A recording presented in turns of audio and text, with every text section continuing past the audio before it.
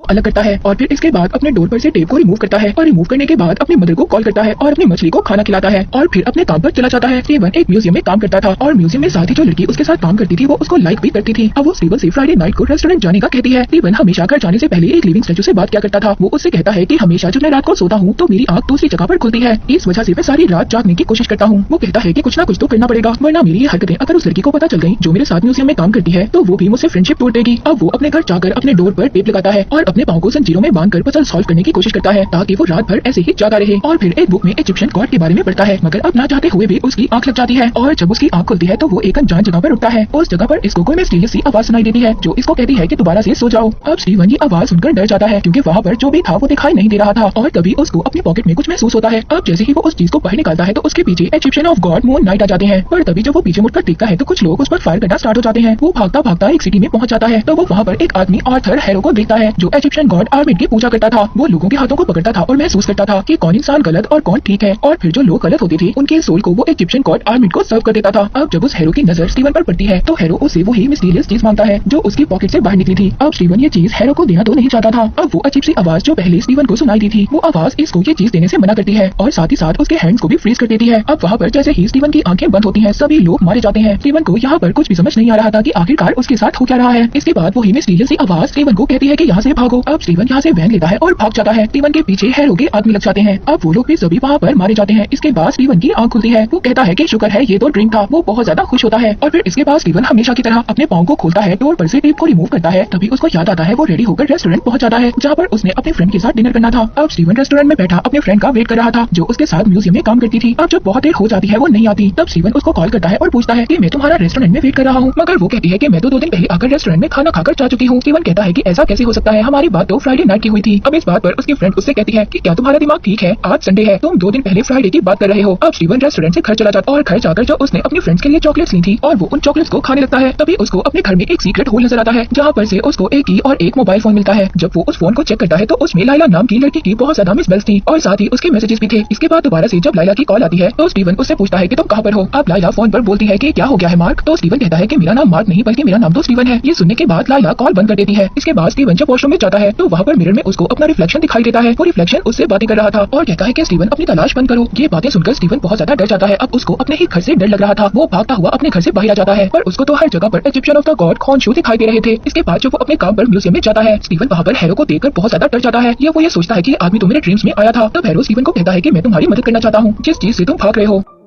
अब हैरो वहाँ पर अपनी तराजू की लकड़ी को स्टीवन के हाथ में डालता है और उसके हाथ को हिलाता है मगर तभी हैरो के हाथ पर जो तराजू का स्टैचू बना हुआ था वो हिलने लगता है। हैरो जब उसको देखता है तो स्टीवन अपना हाथ छुड़ाकर वहाँ से भाग जाता है। अब जब रात को स्टीवन म्यूजियम से अपने घर जा रहा था तभी उसको ऐसा महसूस होता है कि जैसे कोई डॉग भौंक रहा है। जब वो पीछे मुड़कर देखता है तो एक अजीब सा चक्कर की तरह दिखने वाला जानवर उस पर अटैक कर देता है। तभी वहाँ पर उसको हैरो की आवाज सुनाई देती है जो उसको कह रहा था कि स्टीवन मुझे वो स्कैरेब दे दो, मैं इसके बदले तुम्हारी जान बख्श दूंगा। लेकिन स्टीवन उस चीज से बचने के लिए बाथरूम में जाकर छुप जाता है। तभी वहाँ पर स्टीवन को मिरर में अपने जैसा आदमी नजर आता है जो उसे ये कह रहा था कि स्टीवन देखो मुझसे डरो मत और अपनी बॉडी को मुझे सौंप दो। स्टीवन बहुत ज्यादा घबरा रहा था क्योंकि वो मॉन्स्टर अब दरवाजा तोड़कर अंदर आने वाला था और अब स्टीवन के पास कोई और रास्ता भी नहीं था। वो अपने रिफ्लेक्शन की बात को मान लेता है और कहता है कि ठीक है तुम मेरी बॉडी को ले लो। तभी हम देखते हैं कि स्टीवन मून नाइट में बदल जाता है और वो बाहर निकलकर उस मॉन्स्टर को जान से मार देता है। अब स्टीवन जब अपनी नींद से उठता है तो वो बहुत ज्यादा परेशान था। वो म्यूजियम जाता है तो वहाँ जाकर वो देखता है कि वॉशरूम में काफी ज्यादा चीजें टूटी हुई पड़ी थी। स्टीवन म्यूजियम में एक आदमी के पास जाता है और उसे कहता है कि मुझे सीसीटीवी फुटेज दिखाओ। वो आदमी स्टीवन से कहता है कि जो भी तुम देखोगे तुम्हें अपनी आंखों पर यकीन नहीं होगा। उस वीडियो में स्टीवन ही नजर आ रहा था जो ऊटपटांग हरकतें कर रहा था। उस वीडियो में तो वो मॉन्स्टर था ही नहीं जिसे स्टीवन ने कल रात को मारा था। अब म्यूजियम में जो नुकसान हुआ था वहाँ का ऑनर स्टीवन को पागल समझकर काम से बाहर निकाल देता है। स्टीवन दोबारा से उसे लिविंग स्टैचू के पास जाता है और उसको बताता है कि मुझे मेरे घर से एक की और एक मोबाइल मिला था। फिर स्टीवन उस लॉकर कंपनी में जाता है जिसकी वो चाबी थी। अब स्टीवन उस रिसेप्शनिस्ट से कहता है कि क्या तुम्हारे पास मार्क या स्टीवन नाम के आदमी का कोई लॉकर है। तो वो आदमी कहता है कि जी मार्क सर, आइए मैं आपको आपके लॉकर तक लेकर जाता हूँ। अब मार्क को वहाँ पर एक बैग मिलता है जिस बैग में खूब सारे पैसे और एक गन होती है। उस बैग में उसको एक पासपोर्ट भी मिलता है जिसमें उसका नाम मार्क लिखा हुआ था और साथ ही साथ उसको बैग में स्कैरेब भी मिलता है जिसकी वजह से हैरो भी स्टीवन के पीछे लगा था। अब जैसे ही वो उसको प्रेस करता है तो उसके विंग्स निकल आते हैं और वो उड़ने लगता है। अब जब स्टीवन ने रात को जागने के लिए इजिप्शियन के बारे में इतना सब कुछ पढ़ा था उसको ये बात पता चल जाती है कि स्कैरेब असल में एक कंपास है। अब दोबारा से स्टीवन के सामने मिरर में उसका रिफ्लेक्शन आता है और उससे बात करने लगता है। स्टीवन कहता है कि आओ आओ मैं तुम्हारा इंतजार कर रहा था, तुम आखिर हो कौन, तुम कोई भूत हो या फिर कौन हो। वो कहता है कि मैं इजिप्शियन गॉड का एक ही रास्ता है कि तुम अपनी बॉडी को मेरे हवाले कर दो और खुद आराम से सो जाओ। तो स्टीवन उसे ऐसा करने से मना कर देता है और कहता है ना जाने तुमने मेरी बॉडी को लेकर कितने ज्यादा मासूम लोगों को मारा है और कहता है कि तुम्हारा ये बैग जो गैर कानूनी है मैं जाकर पुलिस के हवाले कर दूंगा और कहता है कि पुलिस वाले मुझे लॉकर में बंद कर देंगे जिसके बाद तुम मेरा पीछा छोड़ दोगे। अब जब स्टीवन वहाँ से जाने लगता जाता है तभी उसके पीछे इजिप्शियन ऑफ द गॉड पड़ जाते हैं। अब स्टीवन जब उस लॉकर से भागता भागता बाहर आ जाता है तो एक लड़की उसको अपनी बाइक पर बिठा लेती है और कहती है कि मार्क तुम इतने दिनों से कहां पर गायब थे। अब स्टीवन उस लड़की से पूछता है कि आप कौन हो, तो वो कहती है क्या तुम मुझे नहीं जानते, मैं तुम्हारी वाइफ लाइला हूँ। अब स्टीवन ये बातें सुनकर बहुत ज्यादा कंफ्यूज हो जाता है। वो लाइला से कहता है कि ठीक है तो मेरे घर पर चलो। अब लाइला घर पर आकर स्टीवन से कहती है कि मार्क तुम्हें क्या हो गया है। अब स्टीवन यहाँ पर मार्क और अपने बारे में लाइला को बताना चाहता था मगर जो मार्क था वो स्टीवन को मना कर देता है और कहता है कि खबरदार लाइला को कुछ मत बताना। इसके बाद वो लोग लाइला के पीछे पड़ जाएंगे। अब लाइला जो कि स्टीवन को मार्क समझ रही थी, लाइला स्टीवन को धक्का देती है। इसके बाद जो स्टीवन के पास बैग था वो उसको चेक करने लगती है और उसी में से उसको वो स्कैरेट मिल जाता है। वो कहती है कि मार्क हम इतने सालों से दोनों मिलकर इसको ढूंढ रहे थे और अब अगर तुम्हें ये मिल गया है तो तुम मुझसे झूठ बोल रहे हो और अपनी याददाश्त के भूल जाने का नाटक कर रहे हो। अब वो लाइला से कहता है कि नहीं मैं झूठ नहीं बोल रहा, तुम ऐसा करो अगर तुम्हें ये चाहिए तो तुम अपने पास रख लो मगर मेरा नाम मार्क नहीं स्टीवन है और मेरी जान खतरे में है जिसे सिर्फ तुम ही बचा सकती हो। तभी वहाँ पर स्टीवन का दरवाजा नॉक होता है। जब वो खोलने जाता है तो वहाँ पर पुलिस थी। अब लाइला तो छुप जाती है मगर पुलिस वाले स्टीवन को पकड़ कर ले जाते हैं।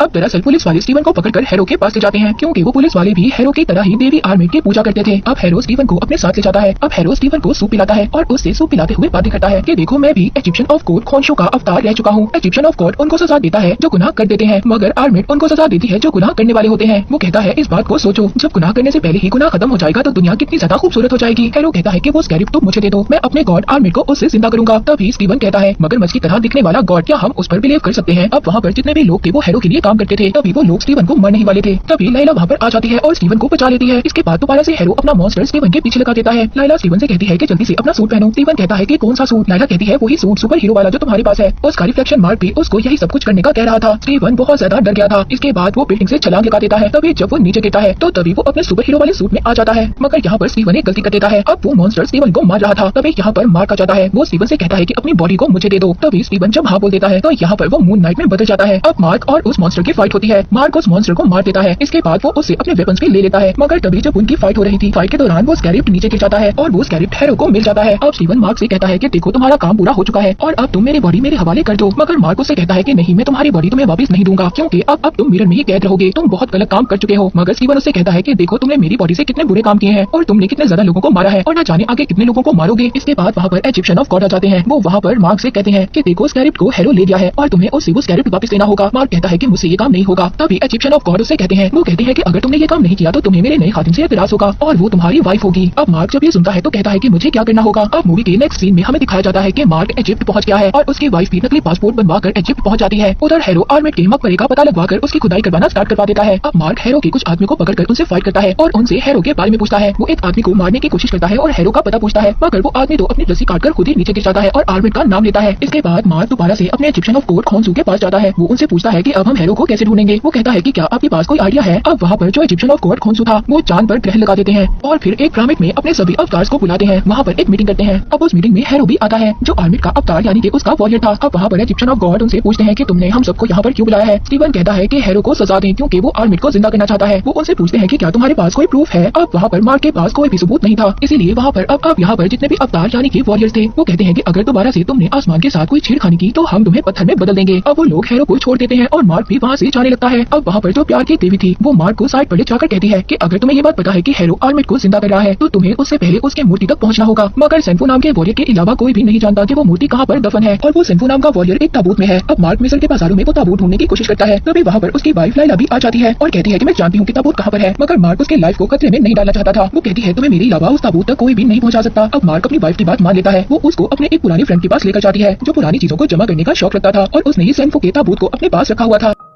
अब मार्क जब उस ताबूत के पास जाता है तो उसको कुछ भी समझ नहीं आता जो उस ताबूत पर लिखा हुआ था। वो स्टीवन की हेल्प लेता है उस ताबूत के ऊपर जो लिखा हुआ था उसको सुलझाने में और उसको समझने में। पर तभी वहाँ पर हैरो भी आ जाता है। वो अपने लोगों के साथ उस ताबूत में सेंफू नाम के वॉरियर की मम्मी थी वो उसको डिस्ट्रॉय कर देता है। अब वहाँ पर मार्क मून नाइट में बदल जाता है और वहाँ पर बहुत ही जबरदस्त फाइट होती है। वो लोग मून नाइट को बहुत ज्यादा मारते हैं। मार्क की वाइफ जिस आदमी के पास मार्क को लेकर आई थी वो उसका फ्रेंड था और उसको मारने की कोशिश कर रहा था मगर अब मार्क अपनी वाइफ को बचा लेता है और उसको भी मार देता है। उस ताबूत के ऊपर मैप के जो कुछ चले हुए टुकड़े थे मार्क और उसकी वाइफ उन टुकड़ों को अपने साथ ले आते हैं और अब उस मैप को वो समझने की कोशिश करते हैं। अब जब जैसे ही वो मैप को समझते हैं तो वो एक स्टार की शक्ल बन जाती है। अब यहाँ पर मार्क कहता है कि इसमें जो कुछ लिखा हुआ है वो 2000 साल पुराना है और तारे तो हर रोज अपनी जगह बदलते हैं। हमें इस मैप को समझने के लिए 2000 साल पहले जाना होगा। अब यहाँ पर जो खोंसू थे वो कहते हैं कि स्टीवन देखो मेरी बात सुनो, जब सभी गॉड मुझे पत्थर में कन्वर्ट कर देंगे तो तुम मार्क से कहना कि वो आकर मुझे बचाए। और इसके बाद वो टाइम 2000 साल पहले का ले आते हैं जिसकी वजह से सभी स्टार्स अपनी जगह बदल लेते हैं। अब मार्क की वाइफ उस नक्शे की मदद से लोकेशन का पता कर लेती है। अब खोंसू ने दोबारा से आसमान के साथ छेड़छाड़ की थी इसीलिए सभी सैरिस अपने गॉड के साथ मिलकर खोंसू को पत्थर में बदल देते हैं। अब अगले दिन स्टीवन और मार्क की वाइफ दोनों मिलकर हैरो का पता करने के लिए निकल जाते हैं। अब जो मार्क दोबारा से मिरर में कैद हो गया था वो स्टीवन से दोबारा कहता है कि देखो अपनी बॉडी मुझे सौंप दो, तुम अकेले हैरो का मुकाबला नहीं कर सकते। अब स्टीवन और मार्क की वाइफ जैसे ही आर्मिट के मकबरे पर पहुंचते हैं तो वो वहाँ पर देखते हैं कि हैरो के आदमी और हैरो पहले ही मकबरे में जा चुके थे। वहाँ पर मार्क स्टीवन से दोबारा से कहता है कि देखो अपनी बॉडी मुझे सौंप दो, मगर स्टीवन तो मार्क की बात नहीं मान रहा था। अब स्टीवन मार्क की वाइफ के साथ मकबरे में जाने के लिए बहुत ज्यादा एक्साइटेड था। मार्क की वाइफ उसे कहती है कि तुम्हारे अंदर से मार्क की खुशबू आ रही है। इसके बाद वो उसको मकबरे के अंदर ले जाती है। अब जब वो लोग अंदर जाते हैं तो वो एक भूल भुलैया थी। तभी वहाँ पर स्टीवन को साइरस की आंख भी नजर आती है, मगर स्टीवन ने इजिप्शियन की आर्कियोलॉजिस्ट की बुक्स पढ़ी हुई थी, इसलिए उसको काफी ज्यादा इन्फॉर्मेशन थी। अब वो लोग वहाँ से आगे बढ़ते हैं। जैसे ही वो लोग आगे बढ़ रहे थे तभी वहाँ पर एक बहुत बड़ा मॉन्स्टर आ जाता है और उन लोगों पर अटैक कर देता है। स्टीवन उस मॉन्स्टर के ऊपर एक रैक को गिरा देता है। वो दोनों बिछड़ जाते हैं, मगर अब वो मॉन्स्टर मार्क की वाइफ लाइला के पीछे पड़ जाता है। अब वो मॉन्स्टर जैसे ही लाइला पर अटैक करता है वो उस मॉन्स्टर को खाई से नीचे गिरा देती है। तभी वहाँ पर हैरो उसको देख लेता है और उसे कहता है क्या तुम्हें पता है कि तुम्हारे फादर को मार्क ने मारा था। दूसरी तरफ स्टीवन को वो मकबरा मिल जाता है। वो उस ताबूत तक पहुंच जाता है। वो वहाँ से आर्मिट की मूर्ति को बाहर निकालता है। तभी वहाँ पर लाइला आ जाती है। वो स्टीवन से कहती है कि मार्क को जल्दी से वापस बुलाओ, मैं उससे पूछना चाहती हूँ कि उसने मेरे फादर को क्यों मारा। अब वहाँ पर हैरो भी आ गया था। वो स्टीवन से आर्मिट की मूर्ति को मांगता है। अब जब स्टीवन हैरो को वो मूर्ति देने से मना कर देता है तभी हैरो उसको शूट कर देता है और मार देता है और लाइला तो वहीं पर छुप जाती है। इसके बाद इस मूवी की स्टोरी शिफ्ट होती है एक असाइलम में। तो वहाँ पर हम देखते हैं कि मार्क एक पेशेंट था और हैरो उसका एक डॉक्टर था। हैरो डॉक्टर उसको कह रहा था मार्क देखो जो तुम मुझे कहानियां सुना रहे हो वो नाइट मेरे और स्टीवन के बारे में। पर तभी मार्क को यहाँ पर याद आता है कि हैरो ने तो उसको मार दिया था, यानी कि जो डॉक्टर उसके सामने था वो हैरो ही था। इसके बाद मार्क वहाँ से भागता है और अपने आप को एक रूम में बंद कर लेता है। तभी उसको उस रूम में एक ताबूत नजर आता है और उस ताबूत में से एक मम्मी निकलती है, यानी कि वो मम्मी कोई और नहीं बल्कि स्टीवन था। वो उसको देखकर बहुत ज्यादा खुश होता है। वो दोनों एक दूसरे के गले लग जाते हैं। अब जब वो दोनों वहाँ से जाने की कोशिश कर रहे थे तभी उनके सामने हिप्पोपोटामस जैसी देवता उनके सामने आ जाती हैं। ये भी इजिप्शियन ऑफ गॉडेस थी जिनका नाम डेविड था। वो मार्क से कहती हैं कि देखो तुम मर चुके हो। तो मार्क कहता है कि देखो अगर मैं मर चुका हूँ तो मैं यहाँ पर क्या कर रहा हूँ। मार्क उस गॉड की बातों पर बिलीव नहीं करता। वो गॉडेस मार्क को बताती हैं कि देखो जब इंसान मर जाता है तो वो उसके बाद अजीब से ख्यालात में गुम हो जाता है और तुम्हें भी सिर्फ जो आते हैं वो विजन से हैं और कुछ भी नहीं है। अब जैसे ही मार्क बाहर जाने के लिए दरवाजा ओपन करता है तो बाहर वही इजिप्शियन ऑफ गॉड ड्यूरेट अपने जहाज के साथ आ जाती है। वो वहाँ पर स्टीवन और मार्क के दिल को निकाल कर तराजू पर रख देती है कि अगर फेडरो वर्जिन का वजन तुम्हारे दिल से ज्यादा हुआ तो तुम्हें गॉड्स के पास भेज दिया जाएगा और अगर तुम्हारे दिल का वजन ज्यादा हुआ तो तुम्हें रेतीले मैदान में फेंक दिया जाएगा।